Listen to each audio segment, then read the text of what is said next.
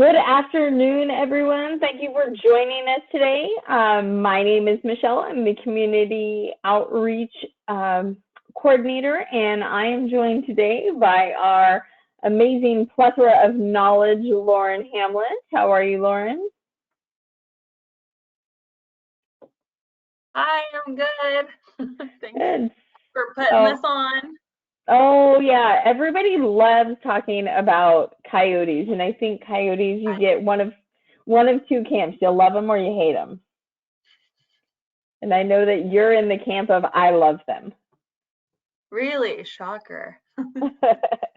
As those of you that don't know, Lauren loves everything wildlife and all of these crazy, quirky things that some of us may find annoying at times. She is enthralled with. So, Lauren, before we get started today, for those of us that are joining new, I'm going to go over some webinar reminders with them. All right, so give me just a moment to pull this up. Okay. So, like I said, if you are joining us new today, this is just to go through some of the nuts and bolts. This is an audio-visual presentation. So even though you can see and hear us, we cannot see and hear you. With that in mind, please be sure to use the question box on the right-hand side of your screen. And as time permits, we will go ahead and try and answer as many questions as we can, but no promises that we'll be able to get to all of them. If you can, save your questions to the end. I know that sometimes you've just got to ask them or else you might forget. So it'll still be in the chat box if you can, but Lauren may answer that question somewhere along the presentation. Today's webinar, we are talking about coyote safety. And so this is how do we keep us and our pets safe from coyotes while trying to peacefully coexist with them. We've got a couple of upcoming webinars next week. In a couple of weeks, we will be talking with our behavior staff on keeping our adult cats active and mentally enriched. So it's going to be on at the same time on March 10th. Okay. And at the end of the month, we'll actually be doing playing bingo, but drag queen style. And this is going to feature Devin Green from Legendary Bingo. At any time, if you miss anything or you want to go back and listen to it, you've got to get up and leave. It is recorded, and the registered email address will be sent this video tomorrow afternoon. If you do have any additional questions or you need extra support, go ahead and email us at outreach@pasadenahumane.com. And without further ado, we're going to give it over to Lauren. Thanks, Michelle. All right, so let me see if I can share my screen. Yep, here we go. All right, can you see that? Yep. All righty, let me put it in present mode.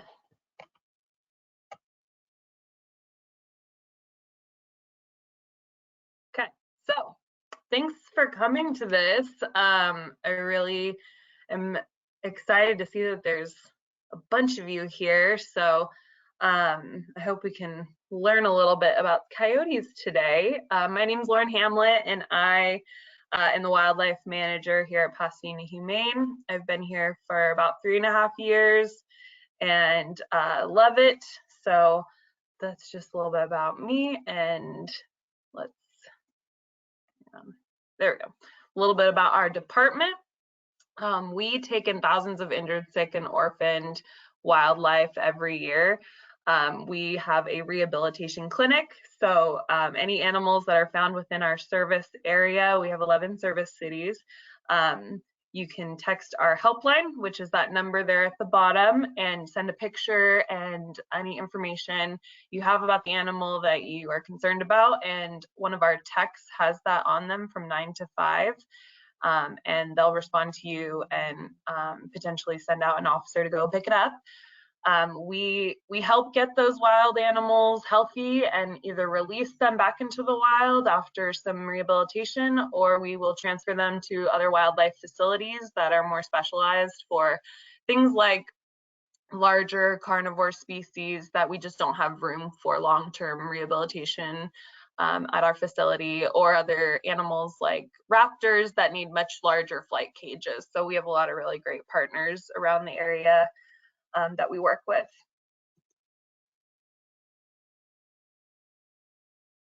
Okay, what is urban wildlife?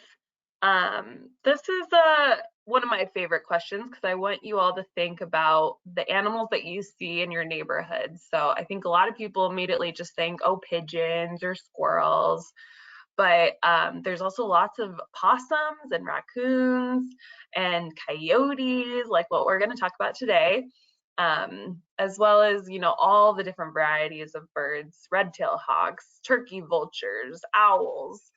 You may not always see them, but they're around. And so urban wildlife basically is wildlife that is well adapted to our cities and our urban areas.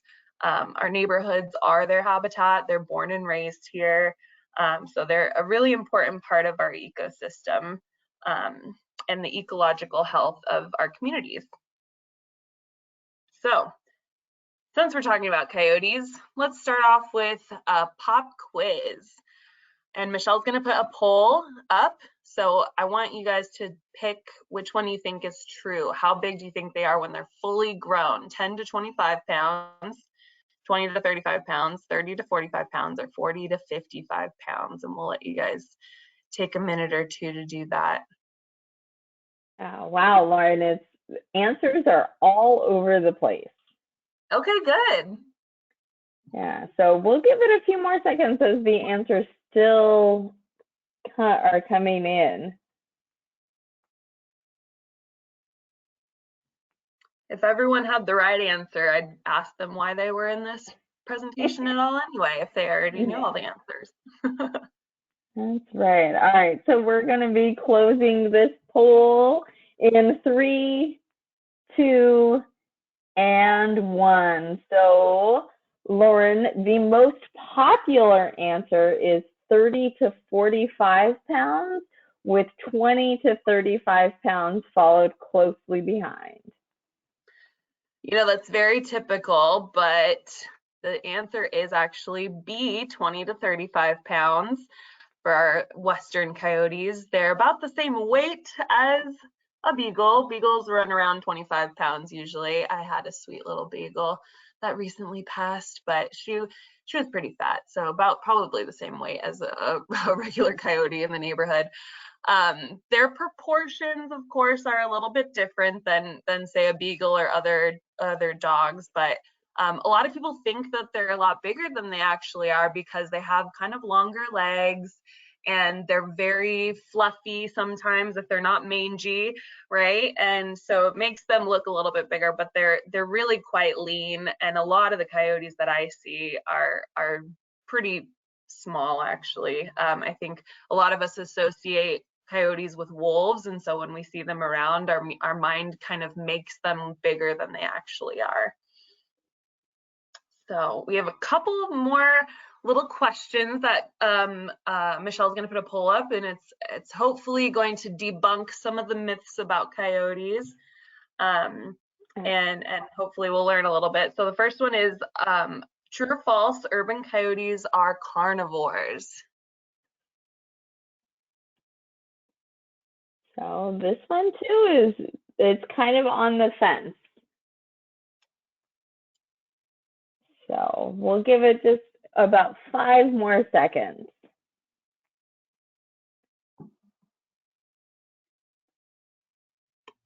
I can't see the poll either, so you have to. I know. All right, so we are closing the poll, and Lauren, 60% of the audience says that this is a true statement. Oh man, I am so glad you're all here because it's false. While coyotes do eat meat, they are omnivores, which means they eat both meat and plant material. So a little bit about coyote diet. They are pretty opportunistic, which means that they'll go for kind of whatever is easiest. They do hunt, but if there's something that they don't have to hunt, like pet food that's left out, they're much rather gonna go and do whatever, find whatever is easiest and consume that. There was a study done by the UC Cooperative Extension in 2018 where they were looking at the contents of urban coyotes in California, their stomach contents, and they found that only 8% were actually cats. Everything else was fruit and small rodents and other like pet food, kind of like natural materials as well. So I thought that was pretty interesting. And then our next one here is true or false. Coyotes are solitary creatures. So go ahead and take a minute to get your guess in there.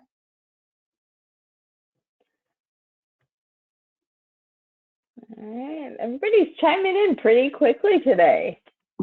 Awesome.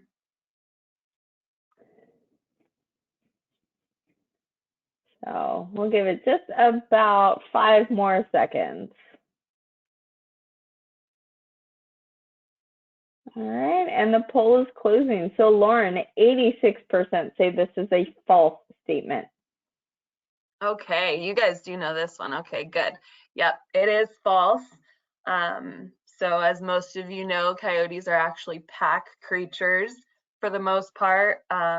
They generally start mating in February, so now is the time where you might see some more coyotes roaming around, maybe some more activity and noise. But they do mate for life and they are monogamous for the most part. So that's kind of a fun fact. Only the alpha pair breed in a coyote pack. They usually consist of one alpha pair and then a couple of other younger related family members that also help raise the pups. So Lauren, that's very interesting about, coyotes and their mating. How long is the incubation period for a coyote? I don't know that off the top of my head. Did I tell you this already? Is that why you're asking me? No. No, I was just curious how long a coyote is pregnant for. I don't know off the top of my head. I think a couple months. But yeah, I'd have to look that up. I have too many different coyote facts in my brain right now. I'll get back to you on that. Okay, so the last one is coyotes are territorial. Is that true or false?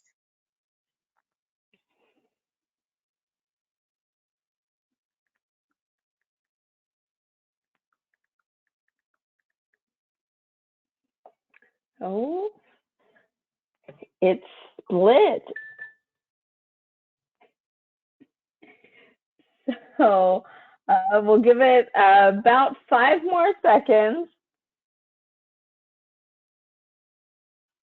And we're going to go ahead and close this up. 66% of the audience says this is a true statement.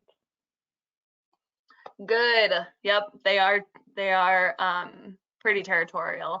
Out in rural areas, their territory is much larger, but here in our urban areas, it could be as small as a couple of blocks. And while they answered that question, I did double check, and it is about 2 months is their incubation period. All right. So if they're mating in February, then they should be having their pups in about April, May. Yep. Okay. Mm-hmm. You sound good. All right. Okay. So then we have a couple more. So coyotes are always born in the mountains and foothills and move to urban areas as they grow. Do you guys think that is true or false?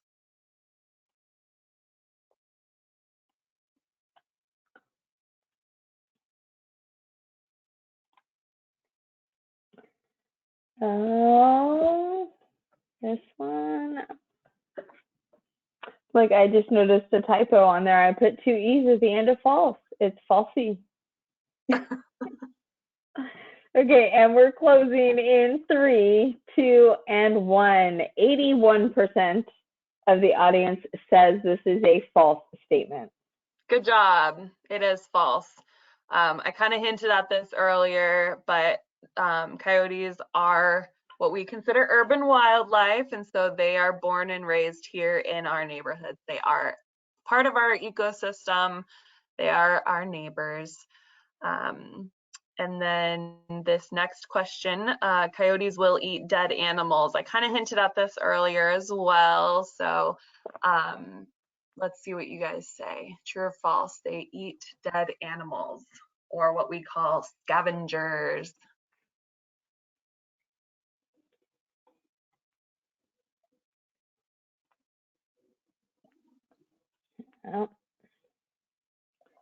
Oh, it's kind of a mixed bag with this one, Lauren. So some people are saying false and some are saying true. Okay, yeah, well, it is true. They are, like I said, they're opportunistic omnivores. And so sometimes that means eating dead stuff. If that's easy for them to get and it looks delicious to them at that time, they're going to eat it. And that's actually one of the benefits of having them as a part of our ecosystem, is that they're kind of free trash removal. They keep our streets clean, as well as eating rodents, because I know I used to have a rat problem at my old house, and I kind of wish that I had a coyote nearby who could take care of it for me. But let's do this last one here. So true or false, removing even one coyote from a pack can help keep population down in the long term.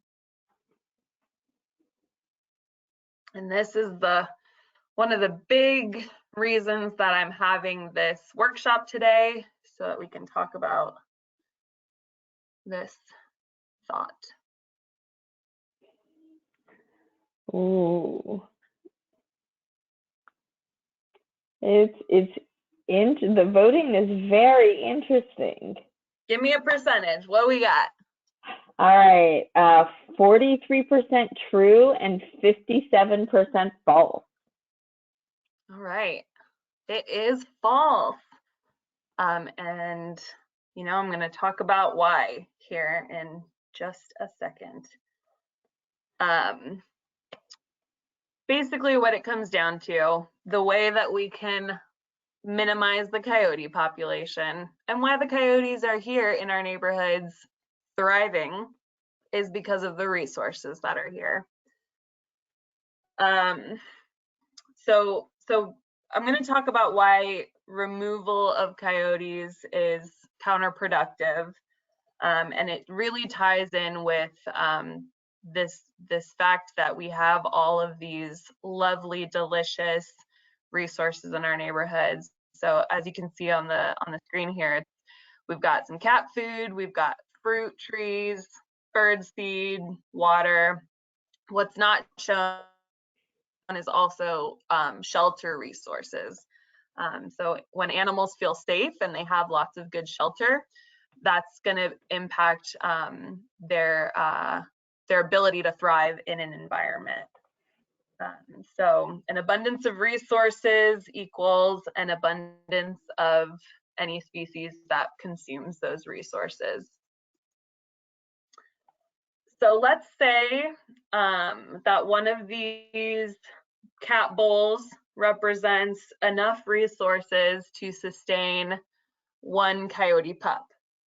And one of the interesting things about coyotes is that they will have pups in accordance to the amount of resources that are available. And this is quite common with animals that have litters, so more than one baby at a time.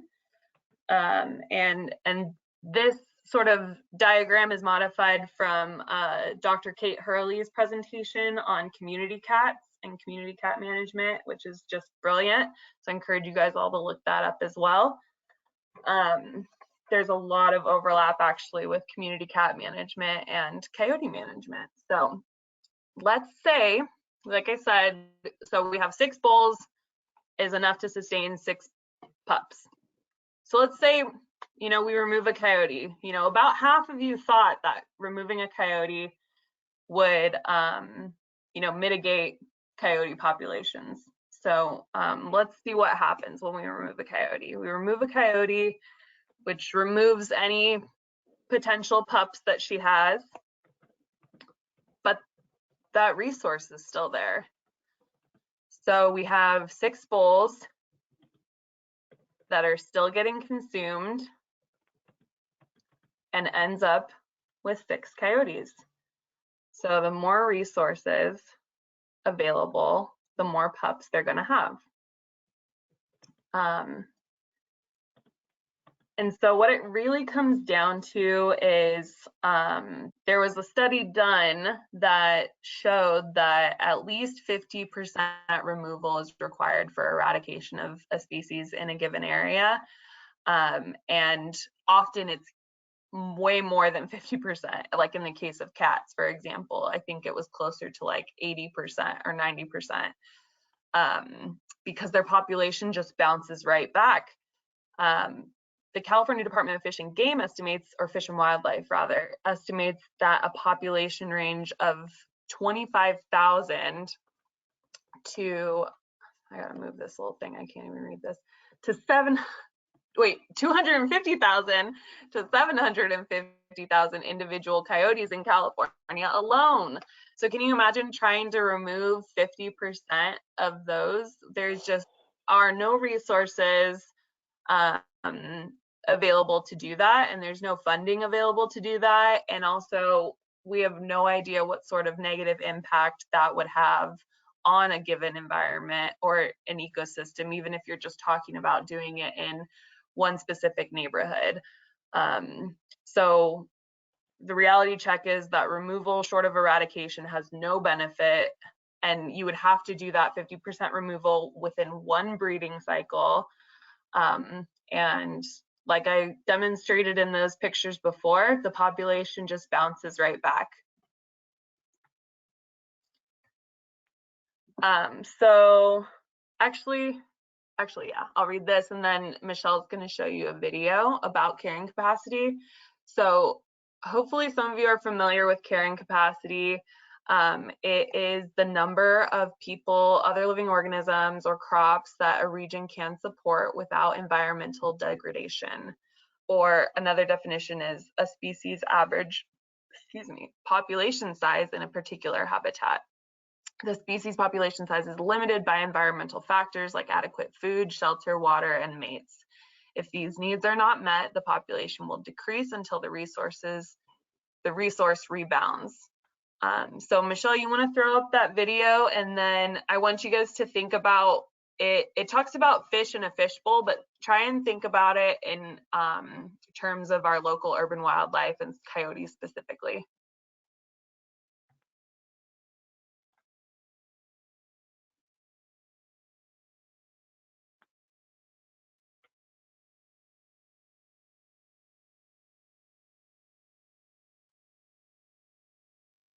Is it playing? Yes. All I see is you.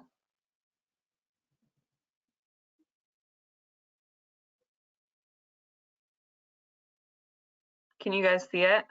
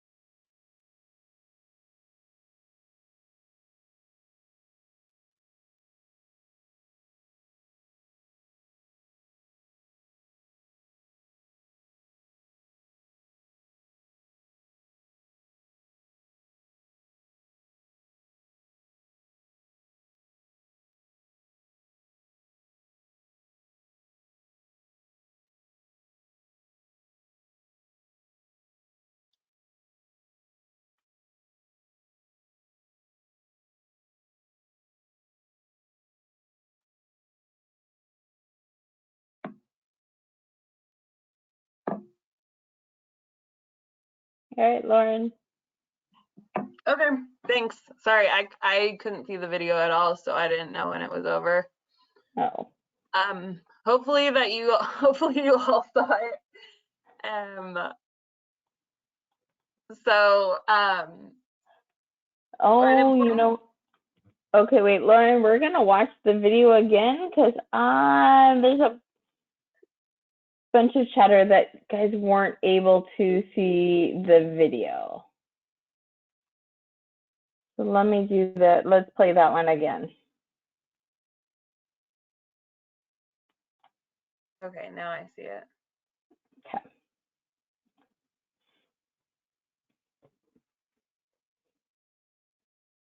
I don't hear it though.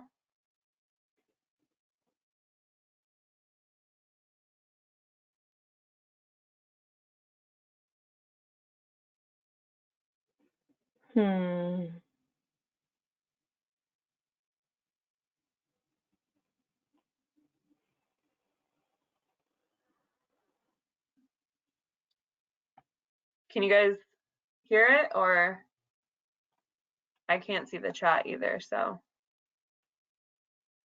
it's all you, Michelle.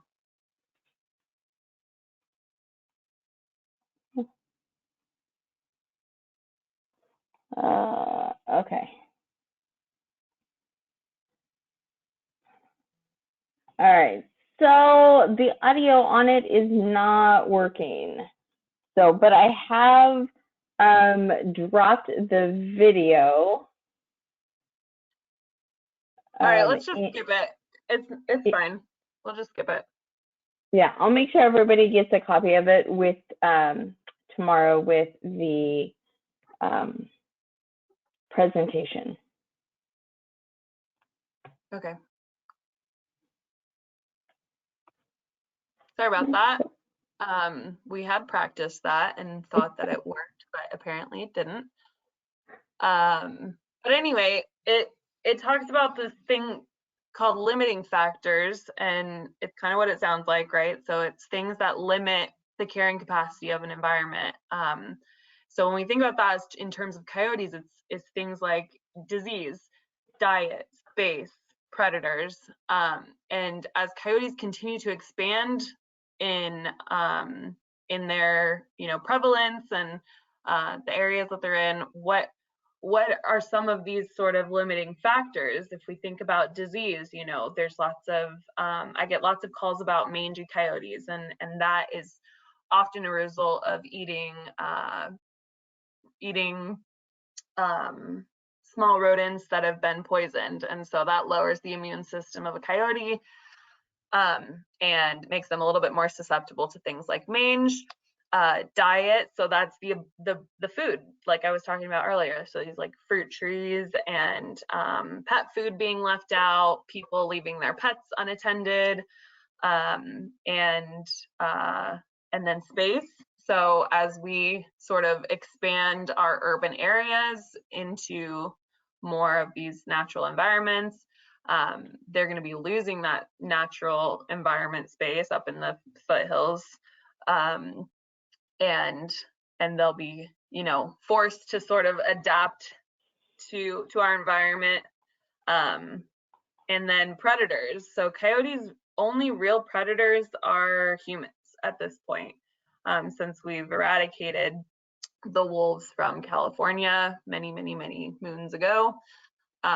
So if we are acting not very predator-like in our urban areas, we don't have hunting contests or anything like that, which is great. But there's also lots of people that I know personally even who see a coyote and they run away because they're scared of it. And that is not going to help in changing the coyote's behavior and being an effective limiting factor as a predator. So what happens when we eliminate those resources, so that diet limiting factor, and not the coyotes? And we're going to go through this little thing again. So instead of removing the coyote, we have X's over the two cat bowls. So someone in their neighborhood decides they're going to, maybe take it upon themselves to go and talk to all their neighbors and be like, all right, we're going to do a community cleanup so that we remove all these resources that might be attractive to coyotes. So now it effectively and functionally sort of decreases that carrying capacity of that community. Community as an ecosystem, right? So like I said, diet is a limiting factor. So if there are not food resources, it's not going to be able to sustain a large population of a species. So those foods do not get consumed by those other two coyotes, and those other two coyotes do not end up having a third pup. And that's just one of the ways that we do what's called passive hazing or humane exclusion. And there's two types of humane exclusion, active and passive hazing. So removing resources is a really, really good way of passive hazing. As you can see in these pictures, removing things like bird feeders even is going to have a good impact, because bird feeders don't just feed birds, they feed raccoons, they feed coyotes, they feed bears and squirrels. And even if the actual predator species aren't getting into the bird feeder, all of that seed that's falling around is going to be attractive to those small rodents that the predator species do like to eat as well. But like I said in that study earlier where they were dissecting the contents of the stomach, they found a ton of seeds and they found a ton of fruit and things that a lot of people don't necessarily think coyotes consume. So in addition to passive hazing, we have what's called active hazing. So Michelle, I believe, has another question or poll she's going to put up. So I want you guys to think about what sort of things you could take with you on a walk that you could use to haze a coyote. And hazing is just kind of a word we use to describe sort of like scaring off or items that would help alter the behavior or unwanted behavior of an animal in our environment. So you're walking down the street, you see a coyote, what sort of things can you use? So, and remember, this is, you can check multiple answers in this question.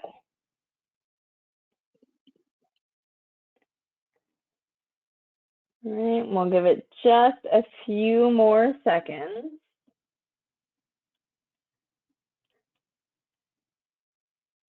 All right, so Lauren, mostly everyone chose either whistle, keys, umbrella, or flashlight. Whistle was the #1 answer. Keys were #2, flashlight #3, and an umbrella #4. Great, yeah. So all of those things are going to be good and helpful if you're out, and you see a coyote. So we have some examples of this stuff here. My personal favorite is that umbrella. The umbrella you can carry with you, and if you see a coyote, you can just wave it around. You can open it and close it. Kind of makes you look like a monster. Or you could even just like wrap it on the ground to make some noise. There's 3 types of hazing. There's audible, tactile, and visual.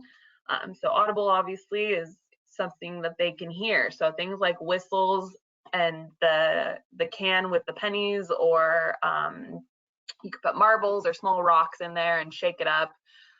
Or even keys, you can jingle your keys. That's what a lot of our animal control officers use when they're out in the field and people are saying, oh, we saw a coyote.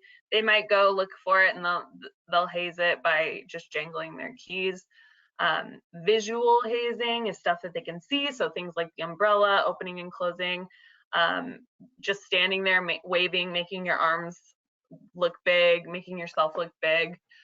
Picking up any kids or pets that you have with you to make yourself look bigger, opening up your jacket, shining the flashlight in their eyes, And then tactile is something that they can feel. So the hose is really great if you have time and you're in your front yard and you can grab the hose and squirt them with the hose.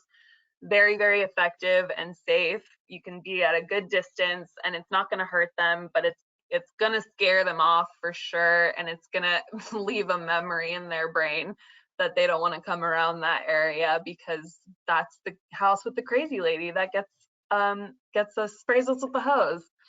That's how you want to be known in Coyotes' minds.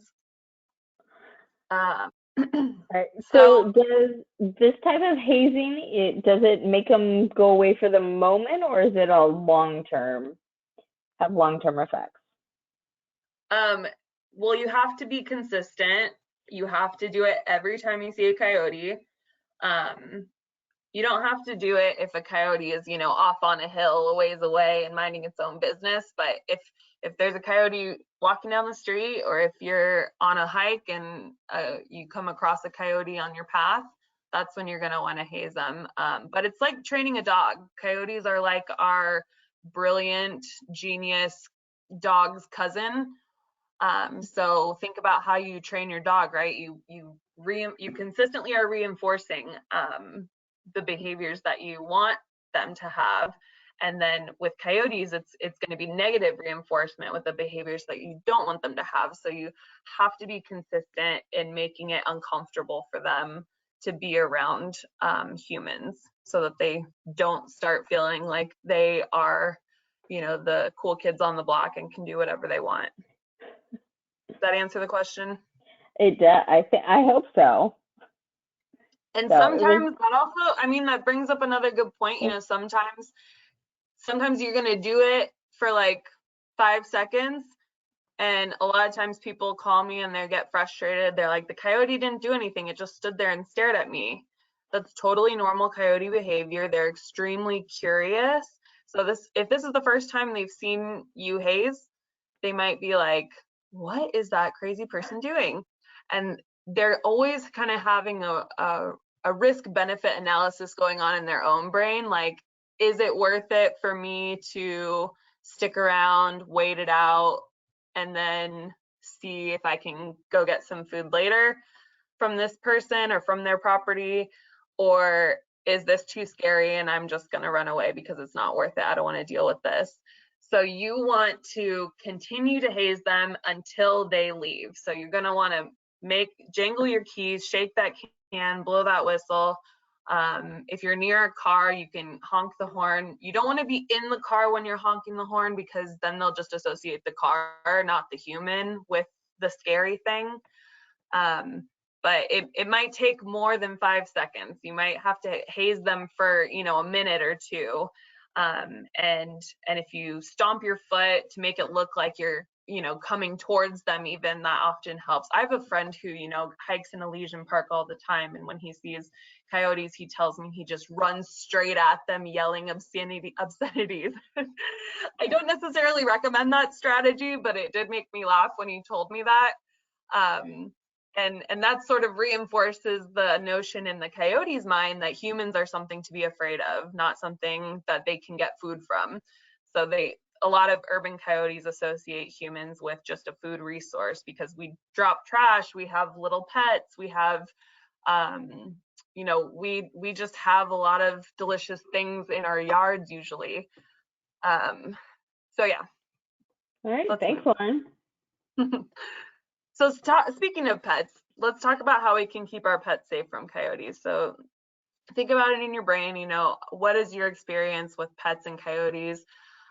Maybe you've lost a pet to a coyote, and I am totally sympathetic to that, and I'm so sorry if that has happened to you. So we really wanted to talk about how we can make sure we keep our pets safe from coyotes in this section. One of the main things is to keep your pet on a leash. I used to live in a neighborhood where everyone had pets off leash all the time. It was often little chihuahuas too, things that make good, attractive potential meals to coyotes. So please leash your pets, and don't use these retractable leashes. a lot of times, you know, people like these because they're convenient. It lets their pets kind of go to and fro.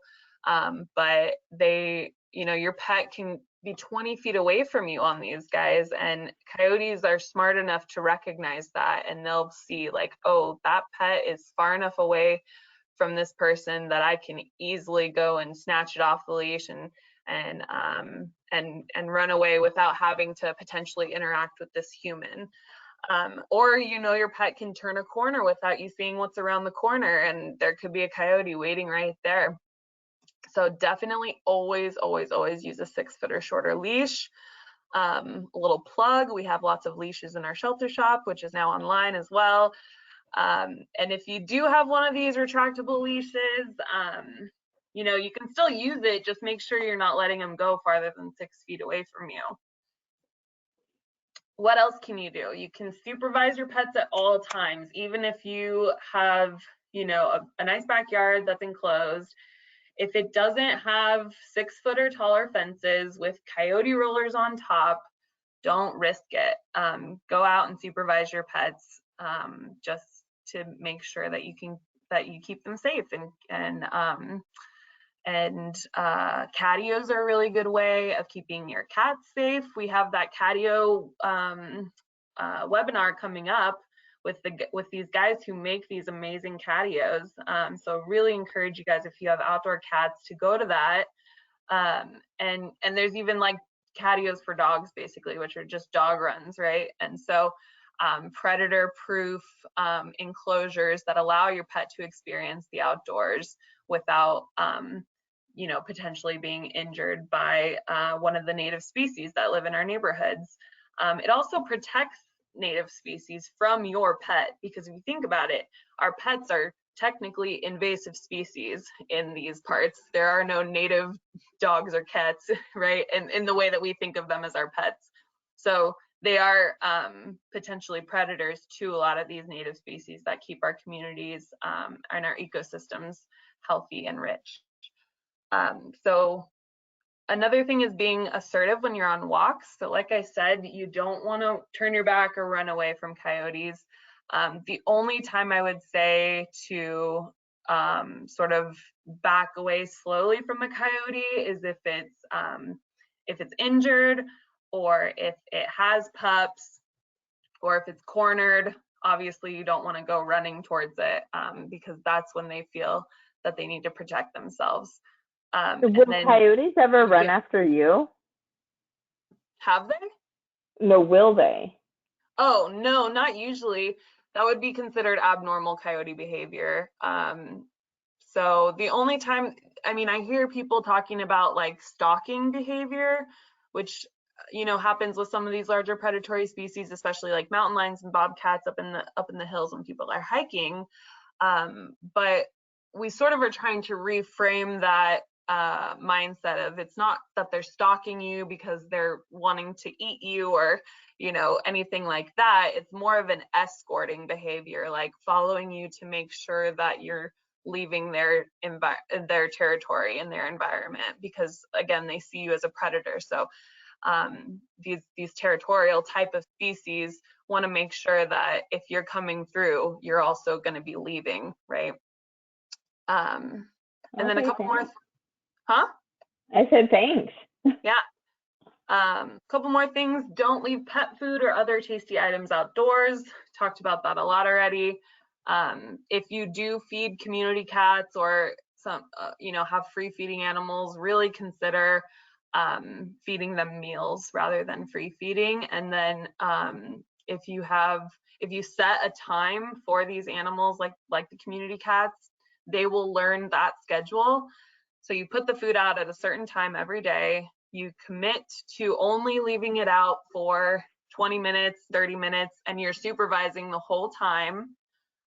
So you can make sure that no wildlife come and try to steal those meals. And then once the animals are done eating or that time is up, you remove the food and you spray it down so that there's no residue, no smells that are going to be attracting other wildlife to the area. And then, of course, always spay and neuter your pets, especially when it comes to dogs. intact male animals, cats and dogs, you know, they're more likely to roam. So that puts them at risk of encountering a coyote.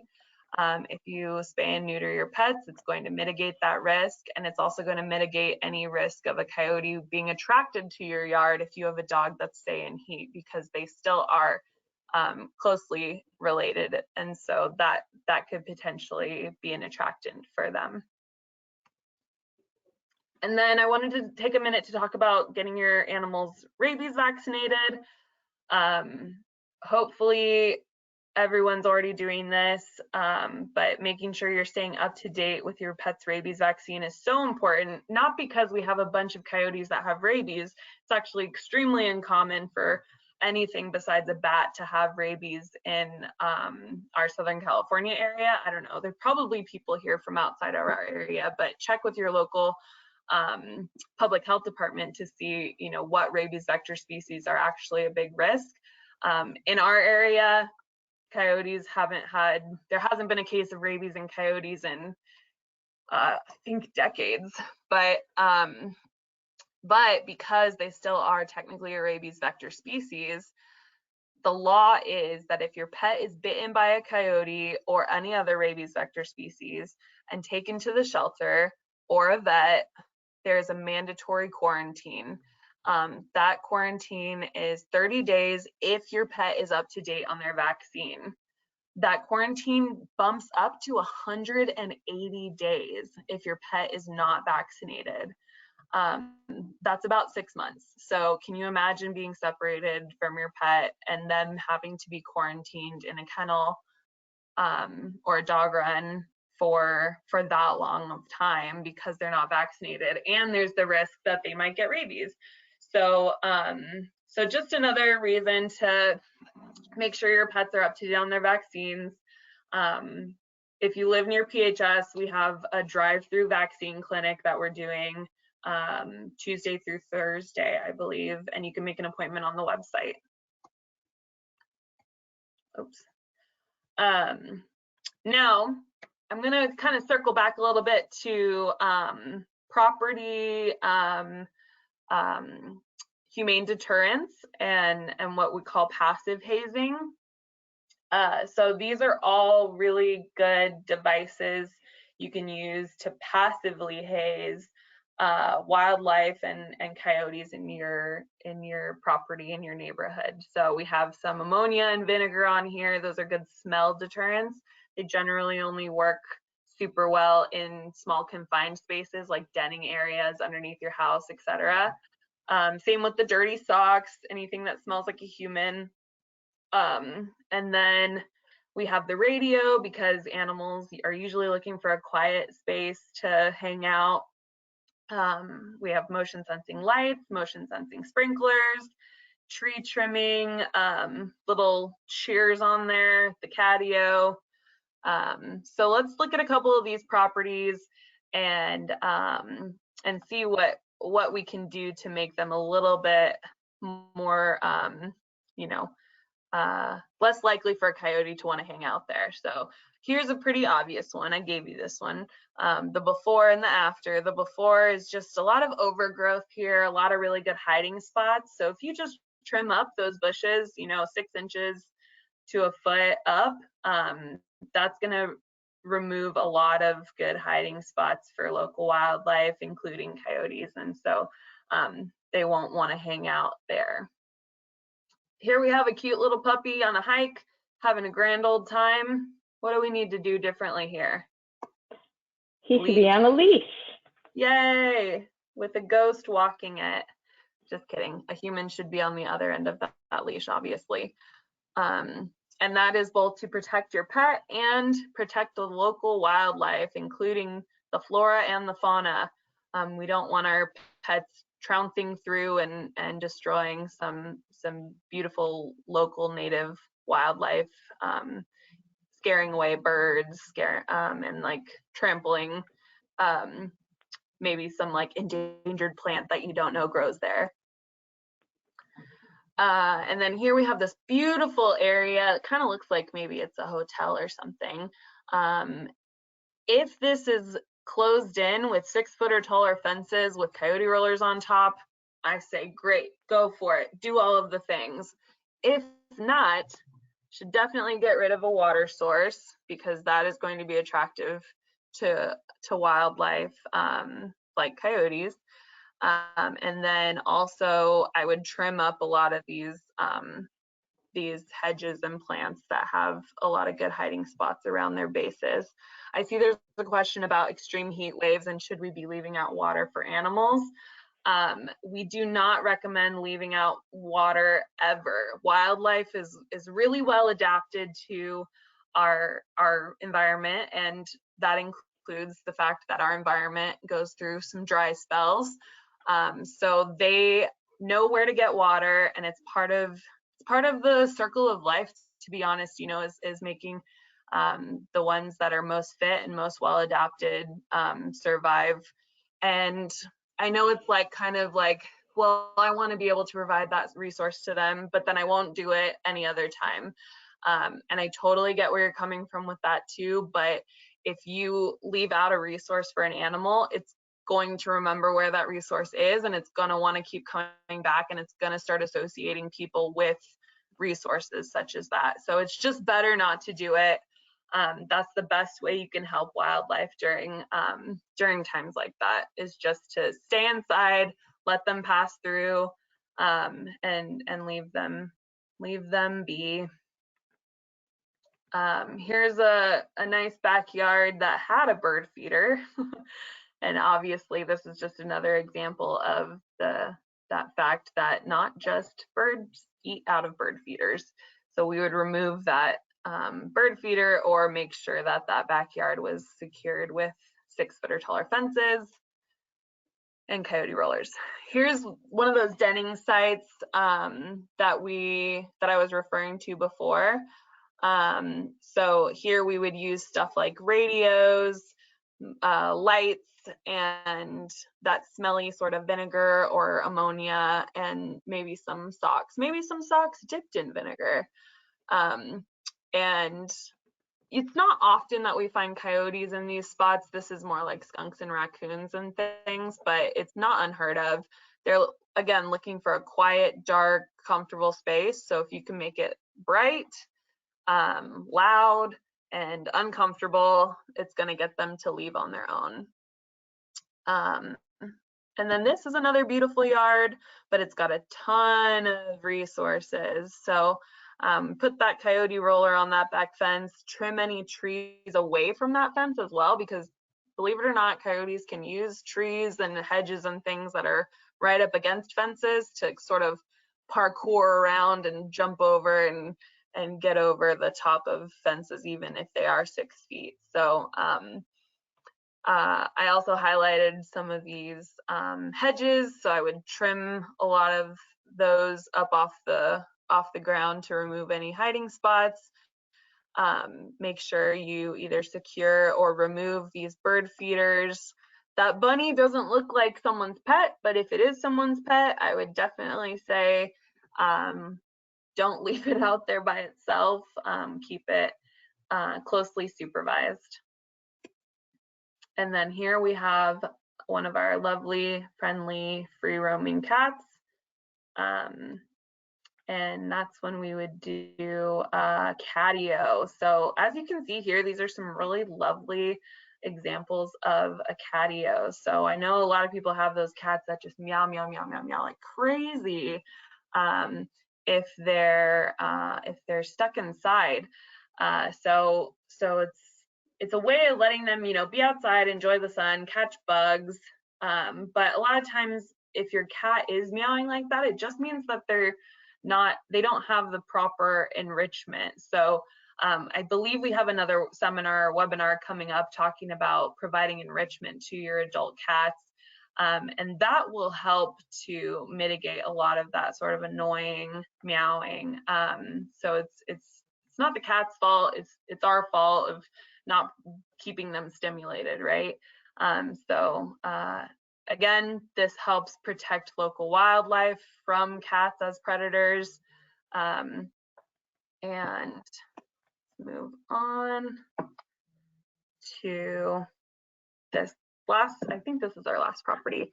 And this kind of looks like maybe a school or something, but we have a little bit larger dog here. And a lot of people always, ask me if, how big does my dog have to be for me to not worry about it getting hurt by a coyote? And there's no really good answer to that, because even larger dogs, coyotes might see as competition or threats. So again, it might not kill your dog, but it could bite your dog, and then your dog has to quarantine for that 30 days if it is vaccinated for rabies, and no one wants that. So never let your pets interact with wildlife. And also, I see this lovely pool here, and I definitely recommend getting pool covers. If you have pool covers, that's going to help save baby birds that are jumping out of trees from falling into your pool and drowning. It's also going to prevent other wildlife from coming and taking advantage of that resource that you don't necessarily want to see in your backyard as often. So what if you're doing everything right, but it's your neighbors, they're not doing anything? So right now, it's obviously a little bit harder with COVID restrictions. You're not going to want to go door to door and breathe in people's faces, but we really encourage you to develop relationships with your neighbors. We have a flyer that's in the handout section that you can share on your next door page. You can share on your ring. I know a lot of people have rings, and there's like community forums on there, Facebook pages. Just share the flyer everywhere. If you have a neighbor that has just a ton of overgrowth and there's coyotes that are using their backyard as a home base, try to host a cleanup party for them, because a lot of times it could be people who aren't necessarily physically able to do it themselves and may not have the funds to pay someone to do it. So it's going to benefit your whole neighborhood if you guys can come together and ask them how you can help, right? And then if they're really resistant, you have a neighbor who's just like feeding coyotes out of their hands or something, or leaving out food, or purposely not cleaning up their yard, you can always call code enforcement. A lot of cities have a wildlife management plan. Pasadena does. The San Gabriel Valley Community of Governments has a coyote management plan. So if you're in any of those cities, reach out to your council people, your representatives, and ask them what they're doing about holding people accountable to keeping their yards, wildlife friendly, but also in a way that doesn't encourage, the sort of making a home base out of some of these overgrown yards. And again, I just want to reiterate, you never want to ignore or turn your back on a coyote that you encounter. You want to haze them every time you see them, every time they come walking down the street, every time you see them on a hike. You want to remind them that they should not feel comfortable around humans. Hazing does take time and patience. It is a community effort. So keep that in mind, and just be encouraged that there are neighborhoods that have accomplished really amazing turnarounds with the behavior of the coyotes in their environments and in their ecosystems. I've talked to a couple of people who had really bad coyote problems in their neighborhoods, and then the community got together. They sort of created a neighborhood watch program and taught everybody in the community how to haze the coyotes, how to adjust their property to make it unfriendly to coyotes. And they saw drastic change, but it wasn't right away. It did take time. And then last little bits, always want to qualify it with, if a human is in immediate physical danger, always call 911. Humane Society is not going to be able to help you with that. We'll just end up calling 911 for you. For questions about how to deal with problem coyotes in your neighborhood, you can contact our wildlife department. You can call that number and leave a voicemail, and someone will return your call within a day or so. You can email me, wildlife@pasadenahumane.org. If you live in any of these San Gabriel Valley communities, That's the one I was talking about that has the wildlife management program, the coyote management program. They have a ton of great resources. So the San Gabriel Valley COG, and then more information at projectcoyote.org. And then also, if you want to just report sightings or encounters, we encourage everybody to do it through the Coyote Cacher website through ucanr.edu. They have a really great database of coyote sightings and encounters, and it really helps us sort of get a good idea of where these coyotes actually are and which ones are, you know, quote unquote problem coyotes. So that way we can help communities better. And that's about it. I'm 2 minutes over. That's pretty good, I think. Do we have any pressing great questions? Yes, I actually have one question that's been asked a few times. So you've mentioned coyote rollers. What is it? Am I still sharing my screen? Sorry. Yes. How do I make it stop? Stop showing screen. Found it. Okay, great. Sorry, say it again. Yeah. So you keep mentioning coyote rollers. So what is a coyote roller? Oh, we should have put a picture on there because I had an example, but I took it back to work and now I don't have it anymore. But basically, it's like a free hanging pipe almost that goes on the top of your fence. If you Google coyote roller, there's a ton of really great do-it-yourself sort of ways, but you can also pay a company to come and install them for you if you want. And it basically just makes it so the coyote, when they put their front paws up on the top of the fence to sort of push themselves over to the other side, what they're putting their paws on is this rolly pipe, and they can't get a grip, so it rolls them backwards and they can't jump over. And it also keeps jumpy dogs in your yard, so it works both ways. Okay, so and then the other one question is that there was a comment about coyote. You said 6-foot fences, but coyotes can jump a little bit higher than that. So do they jump higher than 6 feet? I mean, generally 6 foot is sort of the standard with the coyote roller on top. They can jump over a 6-foot fence if there's no coyote roller. But it's always better to go higher if you can. If you have the ability, then I would say build it up as high as you can. But that's pretty standard, a 6 foot. Project Coyote works with a lot of ranchers and farmers out in like the Central Valley and stuff. So if you go to Project Coyote's website, they have a lot of really great ideas for like fencing and stuff, because they're constantly working with, you know, people who have large herds of like sheep and goats and things that coyotes out there are looking for. They're not going for stuff like that down here. The urban coyotes are, you know, have a bit of a different diet, but out there, you know, you can see what those standards are too if you're worried about coyotes jumping over your fences. All right, well, thank you for all the information today, Lauren. You guys will all get this video tomorrow afternoon along with the carrying capacity. And in the handout section, as Lauren mentioned, there is a handout that we have on our website about actively hazing coyotes. So I wanted to say one more thing too, I almost forgot, is that if you are interested in starting like a community watch program, first reach out to your local city government and see if they have something already in place where they can provide you with those resources. But also Wildlife Watch is a program that is through the Department of Fish and Wildlife. And so if you check that out online, Wildlife Watch through California Fish and Wildlife, they have all the tools. They have like a training and all of that good stuff that can help set you up for success with sort of a neighborhood watch program. And you can email me too if you're part of our service area in Pasadena and the larger 11 cities that we serve too. All right, that sounds great, Lauren. That's a wonderful resource to have. So thank you so much, everyone, for taking the time to join us today, and we will see you next time. Bye. Bye.